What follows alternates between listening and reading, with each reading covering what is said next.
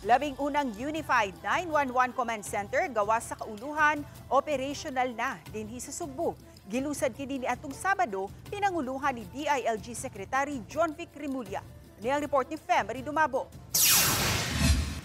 Mas mapadali alang sa mga taga Central Visayas ang pagpangayo og tabang kung adunay mga emerhensiya nga nanginahanglan dayon sa medical o rescue response ug uban pa. Gilusad sa miaging Sabado ang Unified 911. Binisaya ang gamitong sinultihan sa mga call takers sa emergency hotline. 11 Regional Command Center human kini ilusad sa kauluhan sa miaging buwan. Nakig-partner ang DILG sa private sector nga maoy mipagamit og mga ekipo, training ug ang sistemang gigamit sa 911 mismo. Mitambong sila si DILG Secretary John Vic Remulla, Chief PNP Lieutenant General Jose Melencio Nartates Jr. ug BFP Chief Director Jesus Fernandez. Sa isinta ka mga BFP 7 personnel ang magbanus-bano sa tulo ka shifting aron modawat sa mga tawag sud sa 24 oras. 5 ngadto sa 10 minutos ang gipasalig nilang response time. Next project namin this October, ang buong Philippines kasi is only 20,000 cell sites. So for starting this October until July, ang target namin is 5,000 cell sites kasama ang Siburon. We will be improving our response with the necessary equipment. So bibigyan na rin po kami ng body-worn camera at mga radio.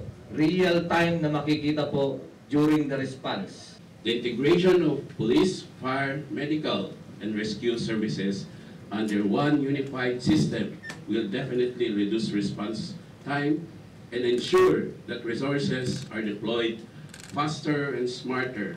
NGA 911 call handling system. This is the one used in the States. So the cybersecurity standard that we're using is NIST.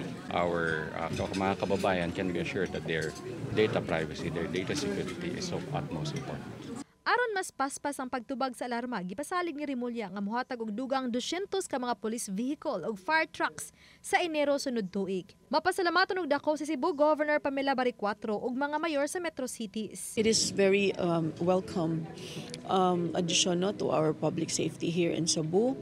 Actually, I've known about this months ago because the first time I've met the secretary when we had our briefing sa mga new time governors, he was telling me about this already. So I'm really looking forward to this.